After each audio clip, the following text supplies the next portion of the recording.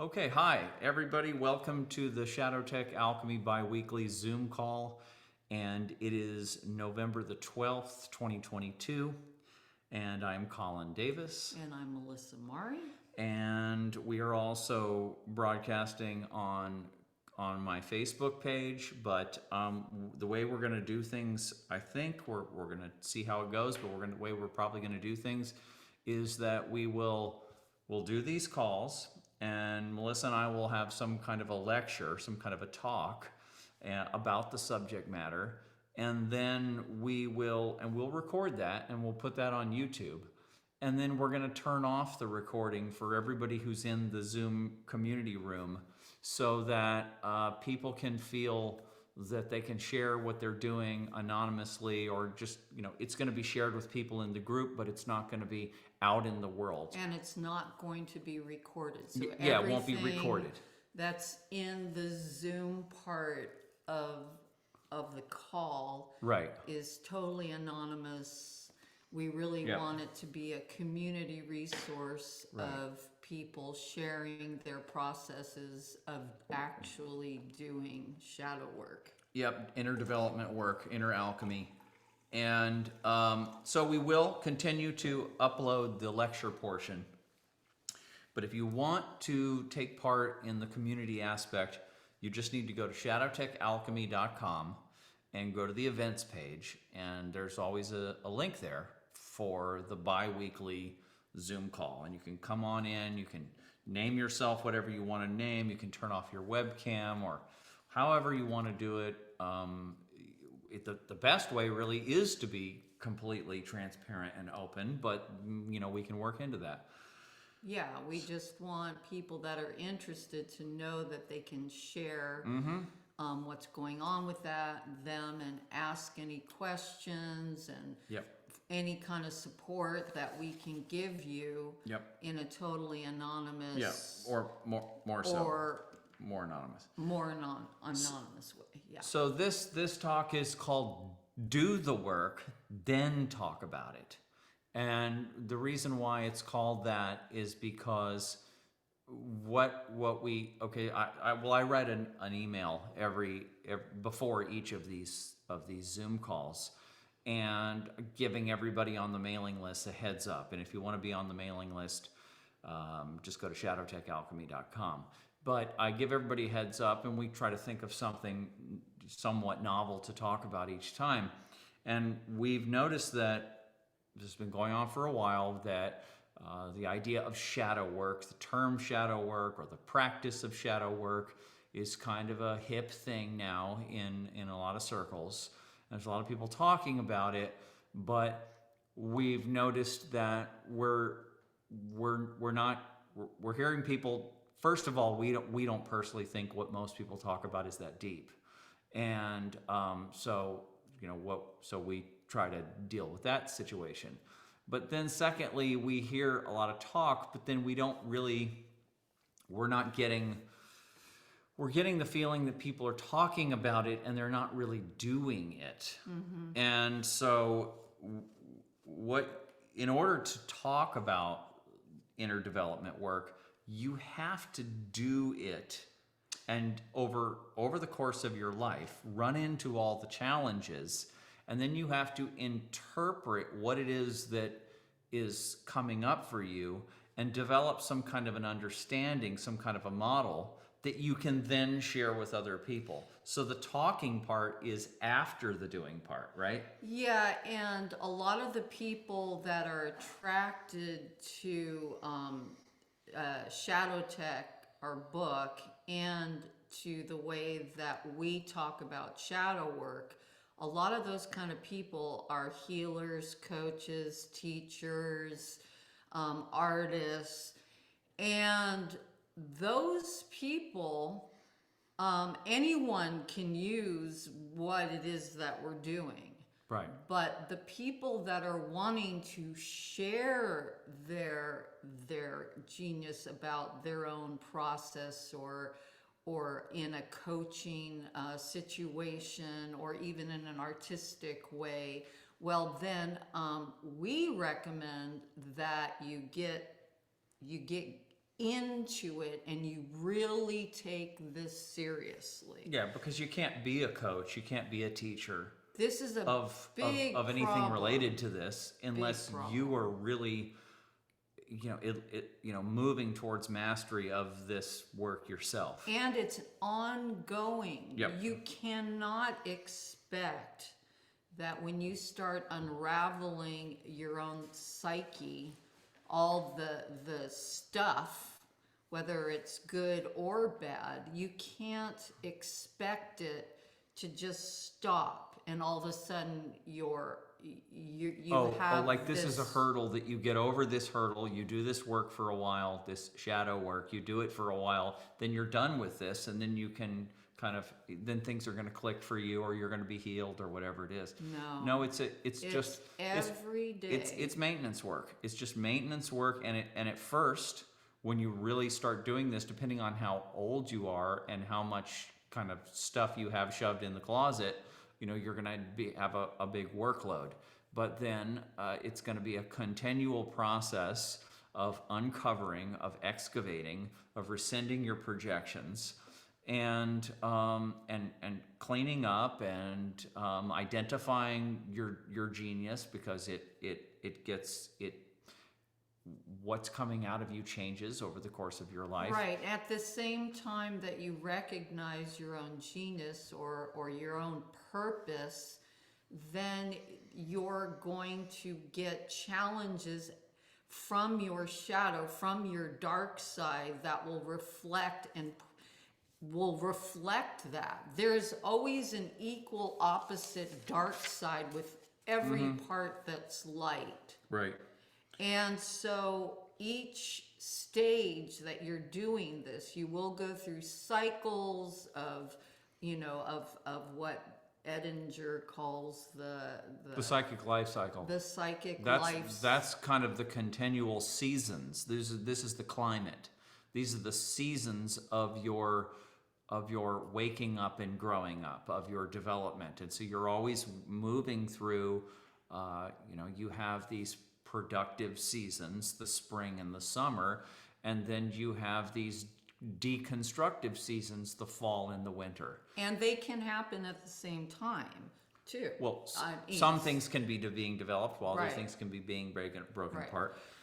But that's what I've noticed, and because I am doing this shadow work as an artist in more of an experiential way, I can speak from my own experience of going deeper and deeper and deeper, is that the deeper that I go, the more challenging it is, the more I learn, and it's an everyday complete acceptance and awareness and doing it. And maybe I can get into an example. Well, yeah, I think you should give. She before we kind of had a little rundown, and she kind of went through with me a lot of the things that she's learned just in this one last week, and we'll go into that. But I kind of was thinking that it would be worth saying that what you just said is that this work is always challenging, and it can even get more challenging. And I have said this over and over again, but that there is really nothing fundamentally different about healing yourself, about working on yourself, about awakening, about enlightenment, or however you want to put however you want to talk about the process of inner development and inner maturation. No matter how you want to frame it, there's nothing fundamentally any more different than doing anything externally, running a business, raising a family, running for political office. Life itself is challenging. Life itself, but as far as setting a goal, knowing what it is that you want, and then working to accomplish that, and all of the pushback that you get in the external world, as a culture, we're very familiar with these kinds of challenges, and and especially Westerners, Americans, and Westerners of just this, you know, using challenges and surmounting challenges, and this is just we accept that life is hard, and that we're going to be challenged to create what it is that we want to create externally, but this the same thing going on internally, but we don't really have a tradition that of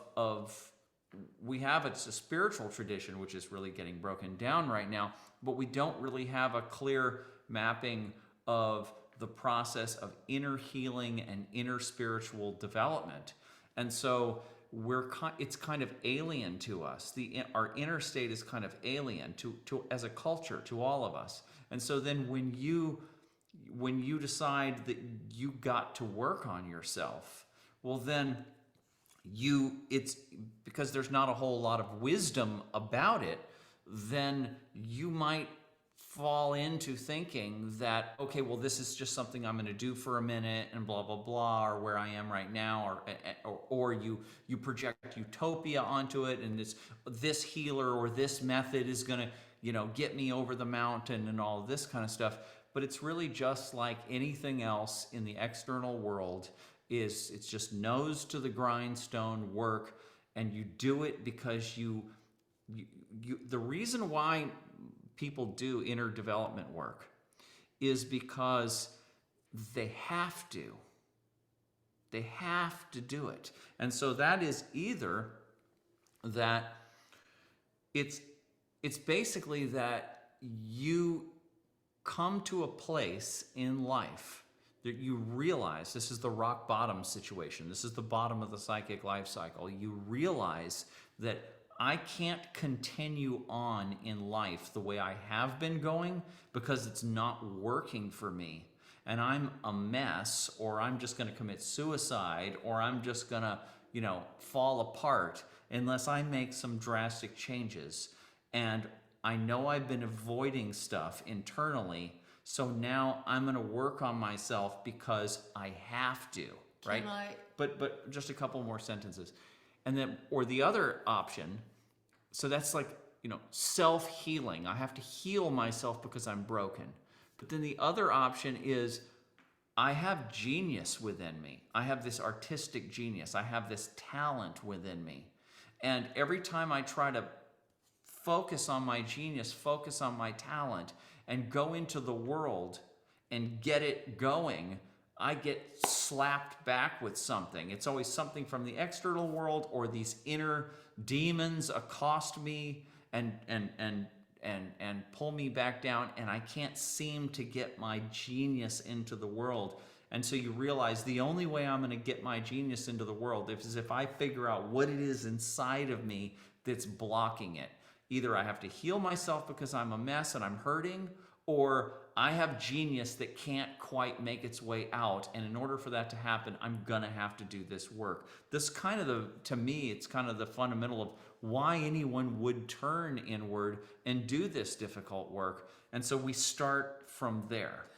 I was just going to add that people who are already in the mode of being psychologists or coaches or any kind of healing modality or spiritual support or shamanism or whatever, massage therapy, anybody who's in the service-oriented kind of, for them, sometimes going into this is what can I learn so that I can help my clients. But what you're going to find out is that there's areas in your own growth that you've been avoiding, these deeper areas, and that your own modality of service and helping others is only going to improve dramatically if you take doing this self-work very, very, very seriously. Right.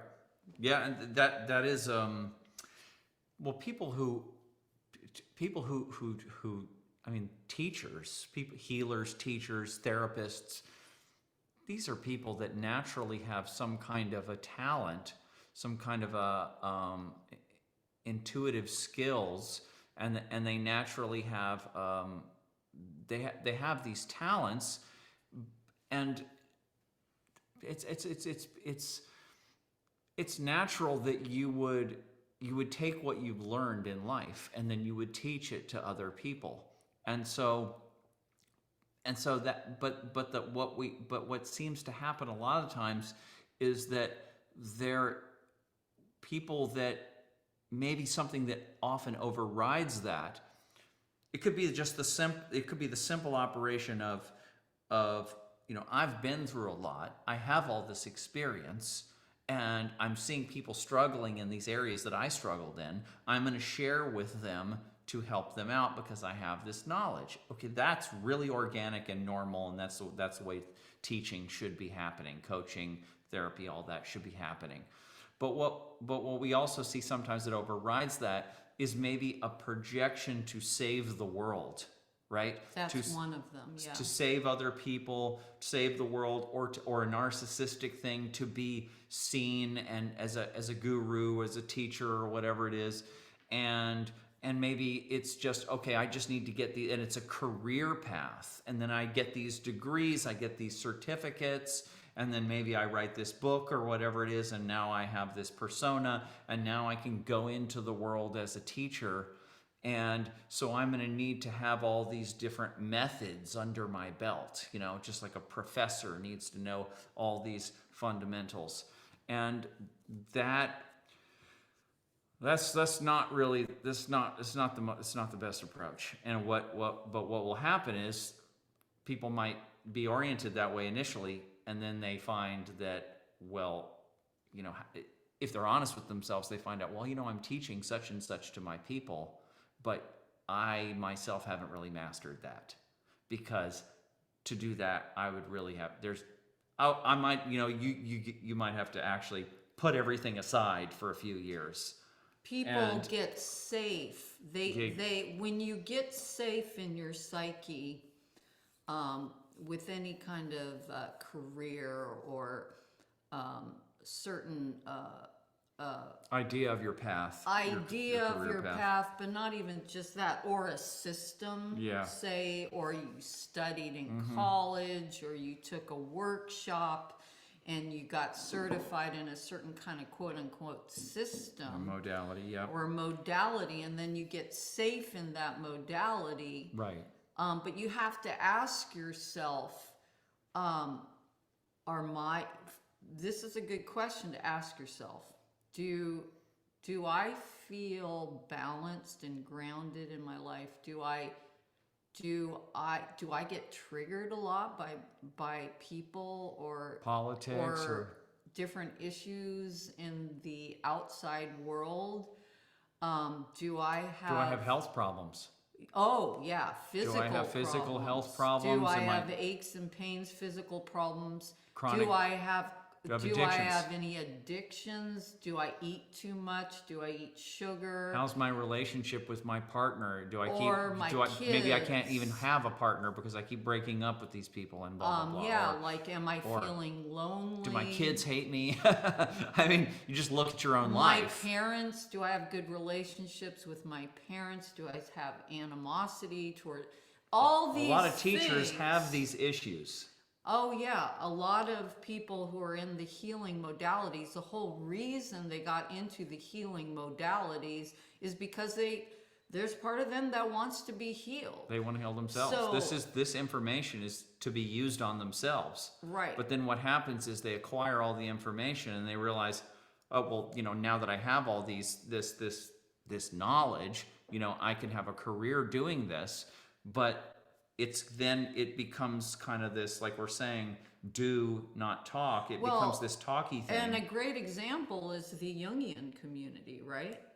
So most of the Jungian, but yeah, not. So Carl Jung. A portion of the Jungian community is as deep and wise and as you're going to find out of any modality, out of any system of inner development work. I mean, the best, the most awesome stuff comes out of but that. it all came out of Carl Jung even said I'm that glad I'm not a people- Jungian. I'm glad I'm not a Jungian, Right. and that people were not understanding the practical nature of what it was that he was talking about. Or it's like integral. It's like this with any of these systems, with any of them. It's there's the originator, and then there's a handful of other masters Yeah, that all of arise them. in the tradition. All of them, But then the yeah. vast majority of people who are in it are kind of just parroting stuff. The Gurdjieff work,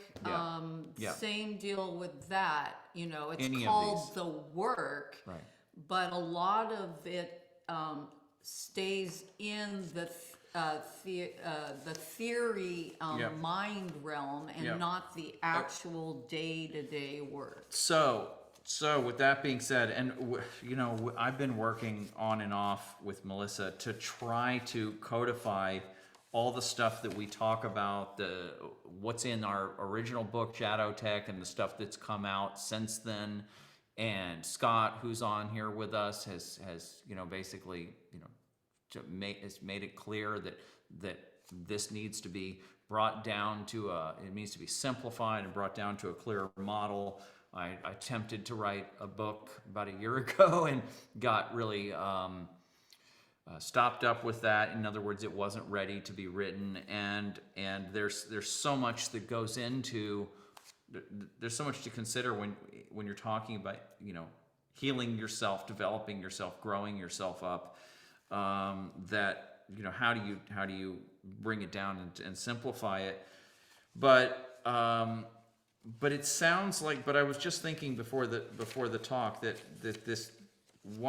if I had to really kind of simplify what the work is, it would be one way to approach it is that.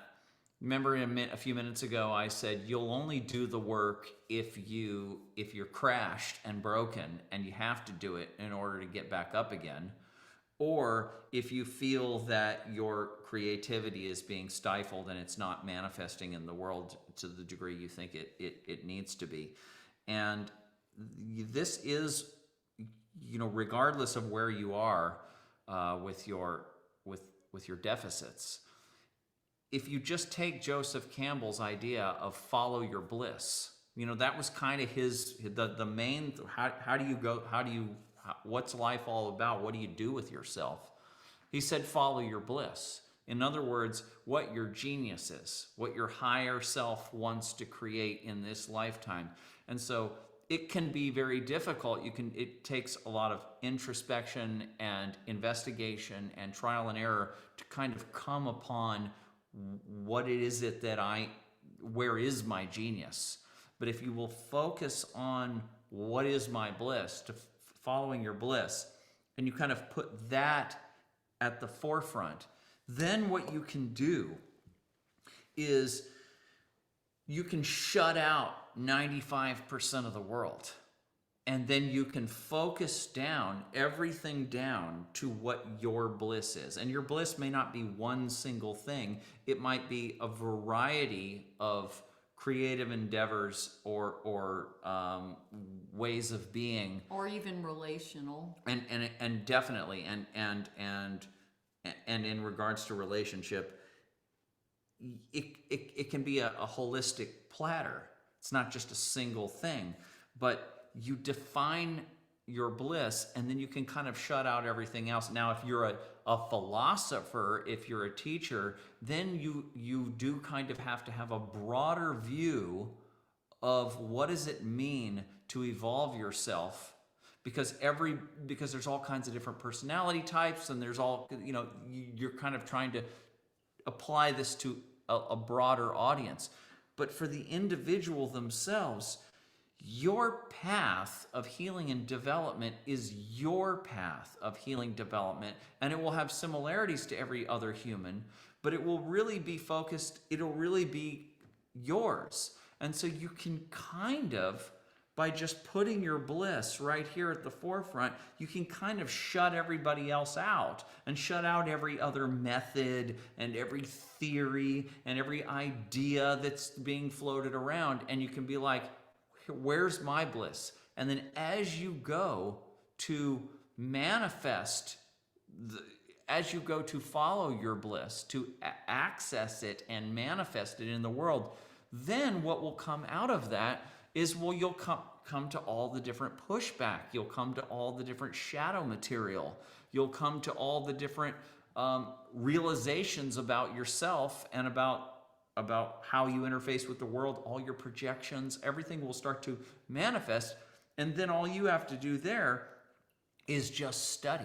Just study how when you are going into the world, here's how the world reacts to me. That is a reflection of things going on inside of myself. And you just keep studying yourself. You keep studying the reactions, the waves that you make in the world. You keep accessing, all the pushback that comes. You study that pushback. You trace that pushback down. That's the shadow work. You process the repressed emotions, which are way back there. That's the shadow work. You study your cycles, your pain body cycles in relationship, right? And you just kind of keep going towards your bliss. And if you just have that focus, is I will follow my bliss, I'll shut everything else out and follow my bliss, and then I'll use that as a way to activate all my inner content that needs to be understood and processed. Well, then that's just a clear path. Now you have your own spiritual modality. You have your own spiritual path and focus. And it's not even that difficult. It just requires the will to push through. I'm sorry. It's not that complex. It's difficult, but it's not that complex. No, if you focus it like what I'm saying here. Yeah, but it is challenging and it is difficult. Yes, but like everything. Yeah, but anything worthwhile in life itself, anything is difficult and challenging. And people really need to understand that we live in times that are challenging. Our inner relational experiences are challenging. Raising children correctly and with love is incredibly challenging and worthwhile. And everything that we do every day is incredibly worthwhile and challenging. And so this is just another one of those. So doing this is, so if you are taking the internal route and you're here because you feel like you are not fully, your full potential has not manifested yet on this planet. And one thing is that our ego may have different ideas than our big S self. And that's part of doing shadow work. Finding what your bliss is partially a process of separating ego stuff and persona stuff from big S self stuff. Right. And that's part of the process too. Is because some of what we think is following our bliss, especially if we have PTSD or epigenetic trauma, or if we have BPD, borderline personality disorders, or narcissistic, which is kind of the same thing. Any kind of personality disorders, Those parts of ourselves, those shadow complexes, those have a different idea of what following your... And you... as the alchemist, have to start looking at all this stuff and really delving into it and really processing it deeply, not just in your mind, but in your emotional body and your physical body. And you need some kind of That's how you're going to start to know what is my biggest self bliss. And you need some kind of contextual map that will allow you to interpret what is going on in your psyche, because it's invisible. And so this is where it is important to have some kind of a system. Like, you know, if you're using some Eastern system or Chinese system or Jungian system or integral system or whatever it is that you're using, I don't think integral will do it, but whatever, you know, system, you have to have some kind of system that can give you a some kind of a concept for each of the fundamental parts and processes in the psyche and the sort of topology of the psyche. You need some kind of topology. So we kind of use the Jungian system and kind of put some other stuff on top of it. Well, we were just looking at the 12 steps. Yeah. And we can relate every thing that we're doing with regards to shadow work. We can relate to the 12-step program. Yeah, we That's might end a up good doing system. that. We might end up doing an interpretation of all 12 steps, kind of like how we do what they do. Right. In our own way, yeah. Because, you know, you're basically, you're saying God or the mystery or something that you surrender. Yeah, there's a lot of your will you to something greater than yourself. There's a lot of that in there, yes. Which is your ego or these complexes. Right. You have to surrender something greater. Right. And then you have to take self-responsibility of all this destructive patterning. Right, that you're causing to yourself and others. And then you have to make amends, you have to share it. All these different things in the 12 steps works if you work it. And that's what the 12-step people are constantly saying. It works if you work it. Yeah. And that's what we're saying. Yeah. You can't just talk around this stuff.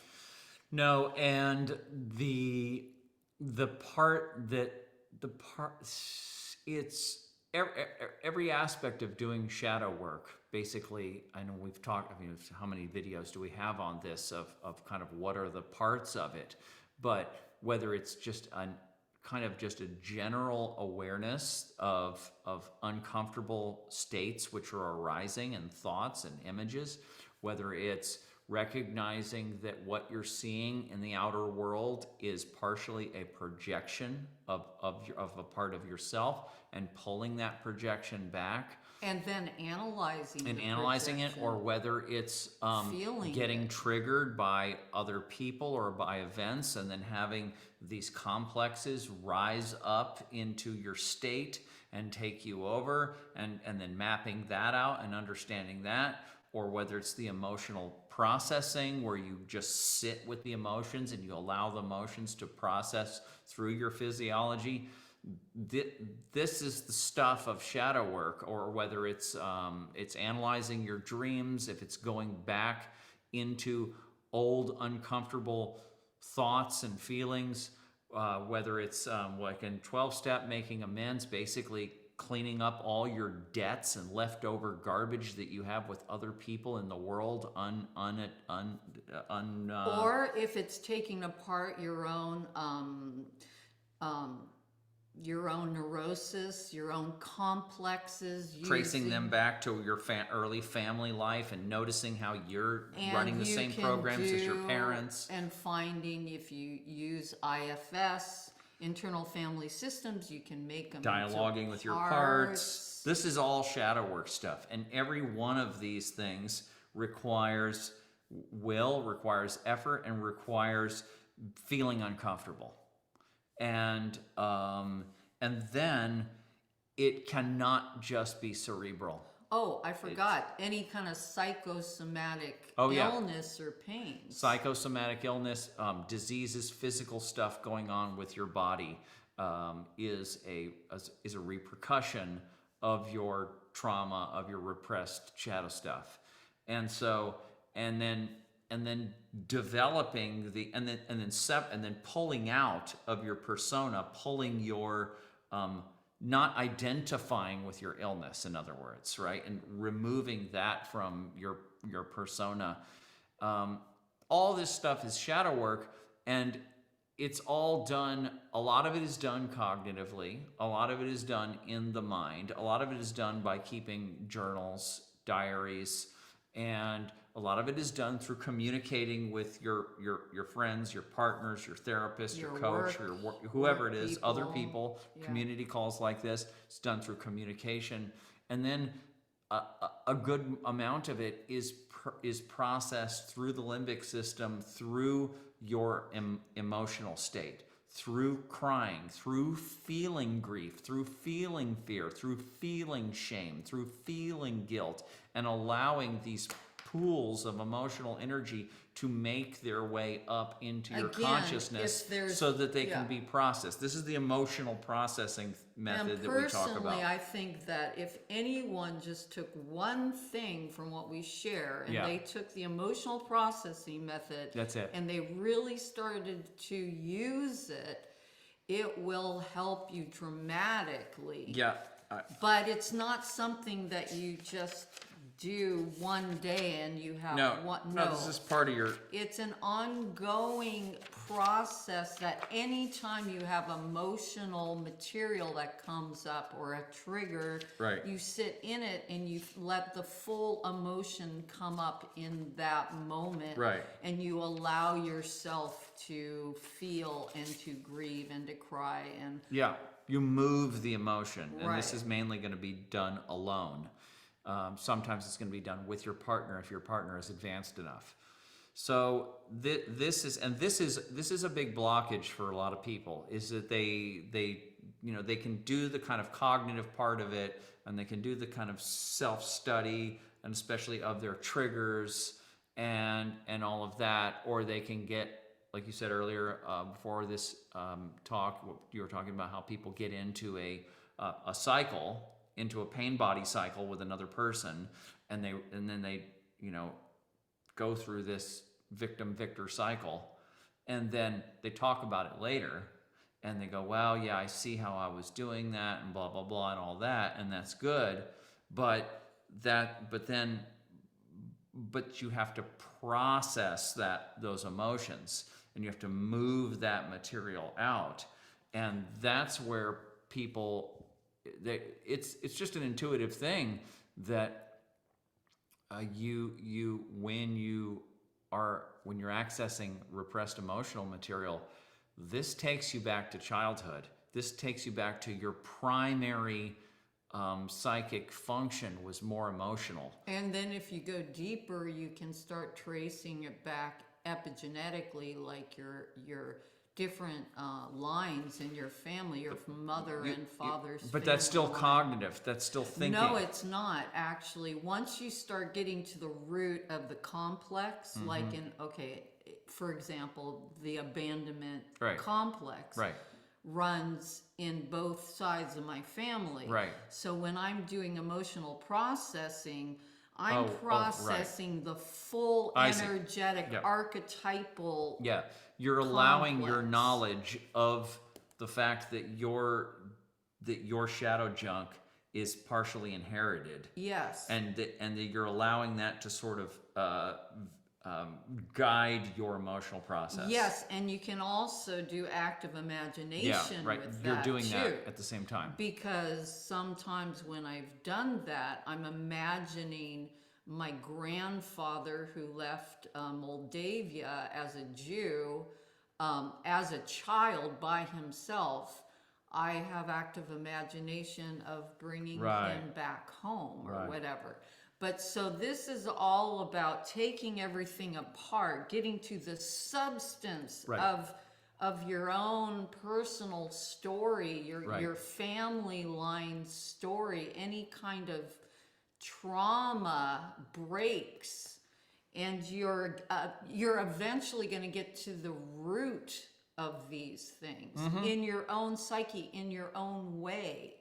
But it's not enough to just think about it or you have to process it and then notice these things every day in your life in different ways, in different challenges, in different relationships Yep. or experiences. Again, it's no different from being a contractor who builds houses, and they got to put the plumbing in, the electricity. They got to get the permit with the city, or something's wrong with the roofing tiles, and they got to send those back, and blah blah blah, and just all the challenges that come with building a house or whatever.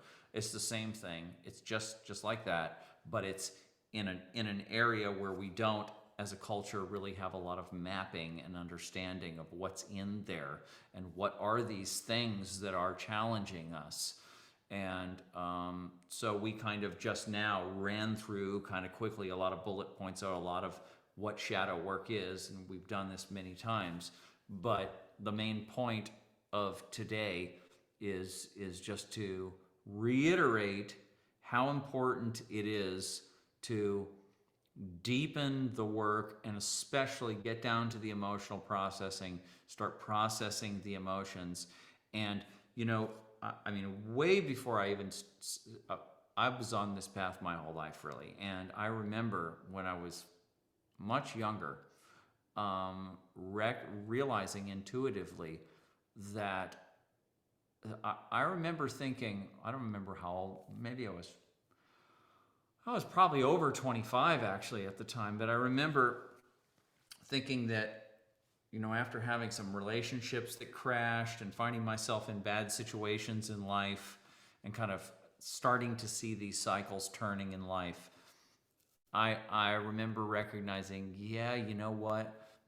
There is in there a bunch of stuff in there that I don't know about yet that's painful. And it was kind of in cognitive dissonance. It was kind of held back. I couldn't quite recognize what it was, but I knew that the whole way I felt was that I felt kind of wounded.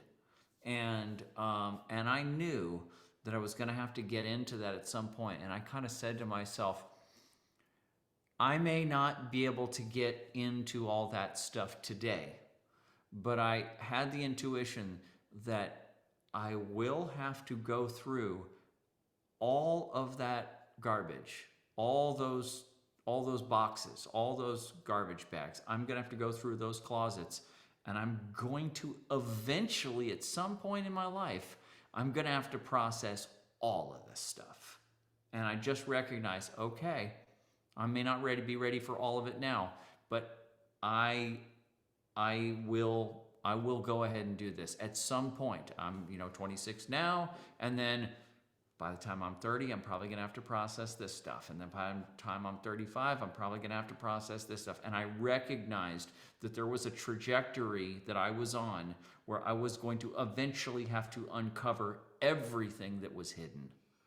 Yeah. And that is, and so. Well, for me, it was much more traumatic and intense, but each time I had a cycle of trauma from Drama. initial leaving home at 15, but from the severe kind of things that I allowed myself to get into and do, and I broke all that down. Each time I would learn something about myself and know that I had to go deeper, and I was going to figure it out, and I was going to heal myself. Yes. But as time has gone on, I see that it is a process. Yeah. There is no destination. I was given a certain... there is. It's uncovering and it's uncovering your bliss and manifesting your genius in the world. But the complexes themselves and everything that was passed down to me by my life unwinding it, and doing all this work and accepting it fully, you find that there's a greater reason for it. And some of it is mysterious. Yeah. And you really a greater don't reason know. for my life. But yes. one thing I do know from the actual experience is that when my mom died a few years ago, I had already started doing this shadow work with Right. you. Right. And we did some this is before we figured out, it was before we even wrote the book. Yeah. But we were already working on this material. And what I noticed that during my mother's last days, that I felt like there was a shift, and she was in the time prior to seeing her, before I had started doing this work, there was a lot more anger in her. She was mentally ill and was in a home, really good place. But prior, I know that she recognized me, but she had cognitive dissonance. Yeah. And but when she died, I felt there was no anger. Right. And she was like a child again, but more like an innocent child. Mm-hmm. And I felt there was a shift. Right. So that was an experience for me to show that me working on all this trauma actually has an effect on the whole field. You felt that had happened. I do feel this, and part of me feels, I may not be right, but part of me feels that if more people are actually doing this seriously, that it will have an effect on the greater field of healing and evolution of our planet. Right. But I'm not trying to save the world. Right. And I know there's a greater mystery that I have Right. no idea. And anybody who tells you that, they're not telling you the truth, because no one knows. That is the thing. No one knows.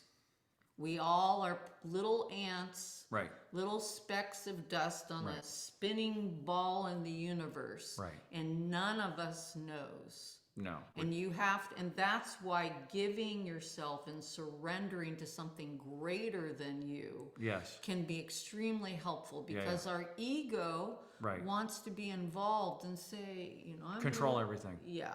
And it's not in control.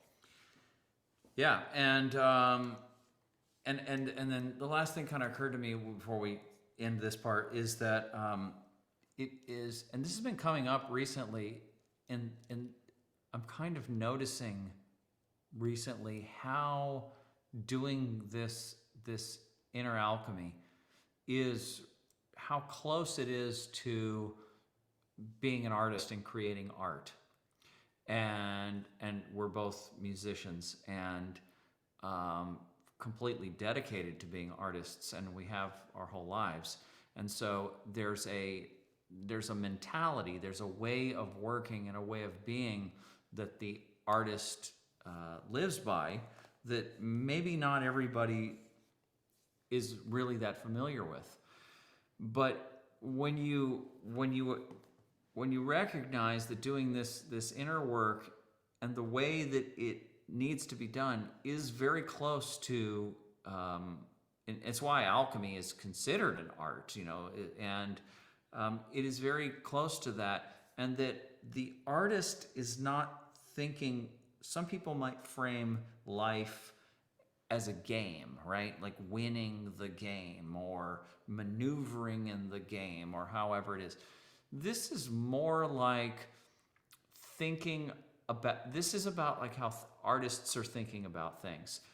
Artists are thinking about their next piece, and their next piece is kind of like their little god, they're it's like they're creating their next piece is like a religious process for them. If they're conscious. I mean, some artists just do it and it just kind of comes through. Right, but if you question them and you really dig into where they're at with things, the artistes, and it's really what the artist will create some piece. They'll put everything into it. They'll put it in the world, and they'll be like, okay, that's done. and now I move on to my next piece, my next album, my next book, my next sculpture or painting. And each one of them is an evolution. And everything that they went through, all the struggles and all the realizations and all the evolution that they went through to create the piece before, now is all that what was learned is now used in the next piece, and they move more and more towards mastery. And there's nothing that, it's just a continual process of creation and putting their creations into the world and mastering the art and just moving forward from until death. And just that's all it is. It's just the process. Well, we call it life art. Yeah, life art. And this is because your life is a piece of is art. treating your life and your, as a piece of art and developing your inner state like an artist masters their craft. Right. And it's just a process that you go through eternally. So that's another way I think is a good way to look at this. I think that's Okay. good. Right. Okay. So now we'll turn off the recording, and if you're on Facebook, if you want to get in with Zoom, you'll have to follow the link. It's on shadowtechalchemy.com/events also, and then we'll do that, and I'll turn off the recording, Sarah, and we'll have a conversation with our folks. So let me.